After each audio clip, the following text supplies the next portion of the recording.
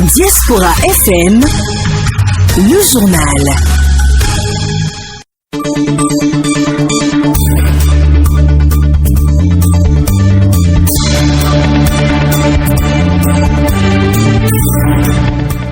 Jeudi 31 décembre 2020, dernier jour de l'année. Mesdames, Messieurs, bonsoir, bienvenue. C'est parti pour l'écoute de cette édition.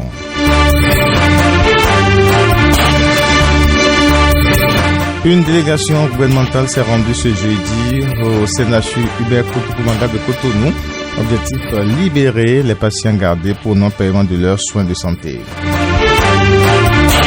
La commune d'Abomey-Calavi disposera d'un nouvel organigramme pour son fonctionnement dans les tout prochains jours. Le dossier a été examiné au cours d'un conseil extraordinaire. Et puis en Centrafrique, la coalition de l'opposition a demandé l'annulation des élections présidentielles et législatives du dimanche dernier. Le scrutin est pourtant salué comme crédible et légitime par le gouvernement et la communauté internationale. Voilà pour le sommaire de cette édition. Merci d'être au rendez-vous. Les détails dans un instant. Corneille Haïssé. Merci et bienvenue à tous. Les patients gardés au Centre national hospitalier Hubert Kotokoumanga de Cotonou pour non-paiement de leurs soins passeront le nouvel an dans leurs familles respectives. Une délégation gouvernementale composée des ministres de la Santé, des Affaires sociales et des Finances s'est rendue ce jeudi 31 décembre dans l'hôpital de référence pour régulariser la situation des patients concernés. Le gouvernement a décidé de prendre en charge la facture des patients gardés pour non-paiement de soins et donc les patients gardés vont retrouver leur liberté et rejoindre leur domicile respectifs. Cette action du gouvernement intervient quelques jours après la publication sur les réseaux sociaux d'une liste de patients démunis gardés au CNHU pour n'avoir pas réussi à payer des frais de soins. Ce acte n'est pas une première du gouvernement béninois à la veille de la célébration de la fête nationale. Les patients issus de familles démunies avaient été libérés suite au règlement de leur facture par les autorités béninoises. Le conseil communal d'Abomey-Calavi s'est penché ce mercredi sur des propositions de nouvel organigramme pour la commune. C'était au cours d'une session extraordinaire qui fait suite à une lettre circulaire du ministre de tutelle. Laurent Toniquez pour le compte rendu. Le conseil communal d'Abomey-Calavi a tenu ce mercredi 30 décembre 2020 une session extraordinaire. L'organisation de cette session fait suite à la lettre circulaire numéro 858 MDGL bar, DC bar, SGM bar, DCT bar SA du 30 octobre 2020 du ministre de la décentralisation et de la gouvernance locale relative à l'élaboration des organigrammes et des manuels de procédure des mairies du Bénin. En effet, le coût des réformes administratives entreprises par le gouvernement et de son excellence Patrice Guillaume Attal-Talon, président de la République, il a été observé nécessaire de revisiter le cadre structurel des mairies pour les rendre beaucoup plus performantes et plus librement administrées conformément aux dispositions de la Constitution de notre pays en son article 151. Dans le souci de mieux encadrer les collectivités locales dans leur rôle de fourniture de services de base de qualité à la population, 3 types d'organigrammes ont été proposés aux communes, à savoir un organigramme pour les communes à statut particulier, un organigramme pour les grandes communes ordinaires de type 1 dont celle d'Abomey-Calavi, une 3e catégorie pour les petites communes ordinaires de type 2. Un comité ad hoc a été mis en place en vue de procéder à la relecture de l'organigramme actuel de notre mairie et de procéder à la réorganisation de l'administration communale au regard du nouveau schéma qui a été proposé. La présente session extraordinaire nous donne alors l'occasion d'analyser la pertinence des propositions faites pour désormais doter notre mairie d'un nouvel organigramme en vue de son meilleur fonctionnement. Au terme de la présentation des travaux du comité ad hoc, les conseillers communaux se prononceront avant la validation de l'organigramme qui sera désormais la structure de gestion de la municipalité. Lundi 28 décembre 2020, les députés ont voté la loi portant sur l'insertion et la réinsertion professionnelle des allocataires de bourse. Il ressort de ce texte que les allocataires des bourses d'études et des stages sont obligés de servir l'État sous peine de poursuite judiciaire. Il risque, selon certaines dispositions de la loi, en cas de refus de servir l'État, une peine d'emprisonnement de 2 ans et d'une amende de 2 à 5 millions de francs CFA, outre les dommages et intérêts équivalents à 10 fois le montant de la bourse accordée. Des précisions de la loi, l'entreprise qui recrute en connaissance de cause un allocataire de bourse en violation des dispositions du texte sera condamné solidairement au paiement des dommages intérêts fixés. La société de gestion des déchets et de la salubrité du Grand Okoye a démarré des travaux d'assainissement et d'aménagement à la sortie est de Cotonou. Cette opération vise à améliorer le quotidien des riverains et à l'embellissement de la ville. Natacha Kofi pour le reportage. La société de gestion de déchets et de la salubrité du Grand Okoye a démarré des travaux d'assainissement et d'aménagement de la sortie est de Cotonou. Du carrefour Le Bélier allant au poste de péage d'Ekpé, l'espace aménagé s'étend sur une longueur de 5 km répartie en 3 sections. Le directeur général de la société nous précise ici l'opportunité de ce réaménagement. Quand vous regardez cet espace, il y a 2 semaines, c'était plus insalubre, herbeux. Et donc, il était question de pouvoir rendre propre cet espace et de le maintenir salubre de façon quotidienne. Donc, depuis 2 semaines, nous avons mobilisé les PME qui travaillent déjà avec nous. Donc, nous les avons engagés et ces derniers ont engagé environ 300 ouvriers qui ont travaillé d'arrache-pied durant 2 semaines, avec notre appui bien sûr. Et vous voyez aujourd'hui l'espace, on a fini une première étape qui est le désherbage de tout l'espace. Mais ce n'est pas encore fini les travaux, il y a 2 autres travaux qui vont venir, c'est les travaux de remblai et les travaux d'assainissement pour faire en sorte que les eaux puissent facilement circuler. Et après ces travaux, nous avons prévu que les PME puissent continuer par nettoyer l'espace pendant au moins 2 mois pour maintenir et rendre propre cet espace. À la fin des travaux d'assainissement et d'aménagement, la SGDS-GN prévoit valoriser l'écosystème humide de cet espace en y plantant des arbres. La société se propose d'accompagner dans la mesure du possible les jardiniers qui sont sur le site. Convaincus, les riverains et commerçants heureux ne tarissent point d'éloges à ce sujet. C'est mon étalage là, très sale. Là où nous, on s'est installé, on balaye, on fait tout.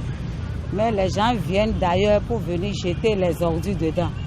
Les gens viennent chier là-bas, on parle, on nous insulte. Mais maintenant, c'est très joli. Ils ont commencé maintenant, ça n'a pas dépassé, disons 2 semaines à peu près, et c'est très très joli. Vraiment, le gouvernement a bien travaillé.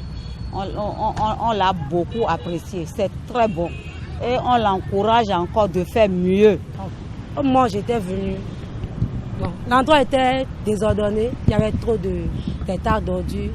Mais maintenant, j'ai vu qu'il y a des gens qui ont pu améliorer l'endroit. Lui, c'était très bien. Je remercie beaucoup le gouvernement pour ce qu'il a fait. En fait, il nous a aidés, nous, ceux qui travaillons dans l'entourage.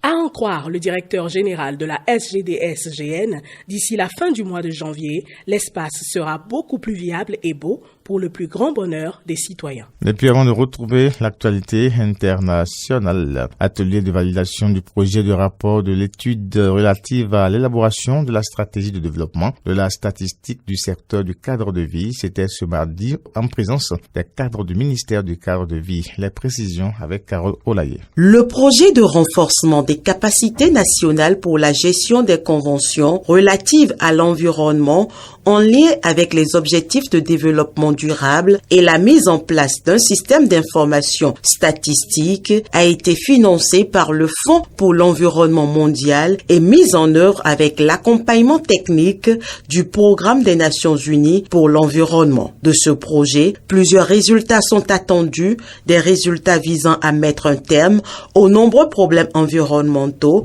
auxquels le Bénin fait face. L'environnement étant traité par différents ministères et institutions, il est important d'avoir une stratégie appropriée pour tenir compte des efforts que mènent ces ministères et institutions dans leur secteur respectif d'intervention. Mesdames et messieurs, chers participants, vous mesurez dès lors l'importance de la tenue de cet atelier de validation pour notre pays qui est parti à une vingtaine d'accords multilatéraux relatifs à l'environnement et dont la mise en œuvre concerne non seulement tous les ministères sectoriels, mais aussi les agences spécialisées du système des Nations Unies, accréditées au Bénin, les universités, les centres de recherche et les ONG.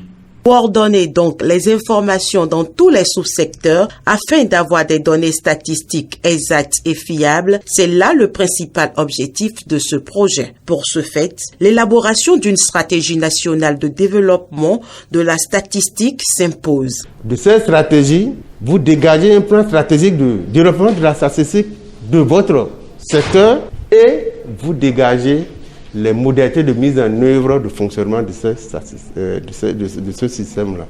Voilà, nous sommes à cette étape-là. Mais pour les partenaires technico-financiers, que sont le FEM et le Programme des Nations Unies pour l'environnement, ce qui les intéresse, c'est le plan stratégique sur les questions environnementales, sur les informations environnementales. Et pourquoi? Parce qu'au niveau international, il y a un canevas fixe des normes qu'il faut respecter pour produire l'information environnementale. Comment collecter, traiter, diffuser? Avec quel équipement? Il y a plusieurs outils avec lesquels on peut traiter. Et donc, il faut aller vers une sorte de standardisation de la production et de la diffusion de l'information. Ce projet regroupe le Botswana, la Mauritanie et le Bénin. Les travaux issus de ces assises de 48 heures doivent ensuite être adoptés et validés par le gouvernement, ce qui facilitera le rapport annuel sur l'état de l'environnement au Bénin. Les nouvelles africaines et internationales.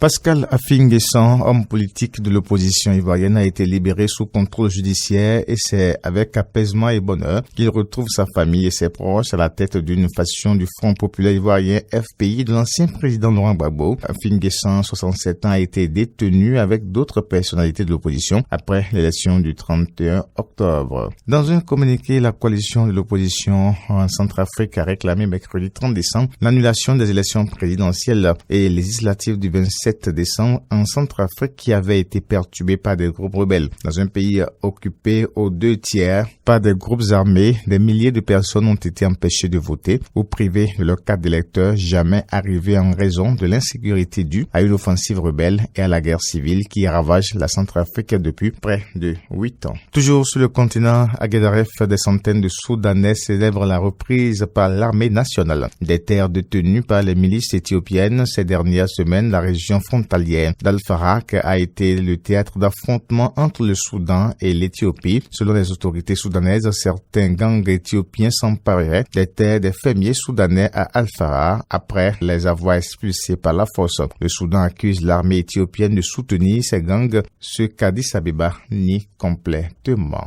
Et puis alors que l'Argentine est devenue mercredi 30 décembre l'une des rares nations d'Amérique latine à autoriser l'IVG sans condition, le président d'extrême droite brésilien Jair Bolsonaro a violemment dénoncé le vote des parlementaires argentins. C'est devenu une loi et cela passe désormais dans les mains de l'exécutif, s'est félicité la présidente du Sénat et ancienne chef de l'État, Cristina Kirchner. Jusqu'ici, l'avortement n'était permis en Argentine qu'en cas de viol ou de danger pour la vie de la mère, en vertu d'une loi datant de 1921.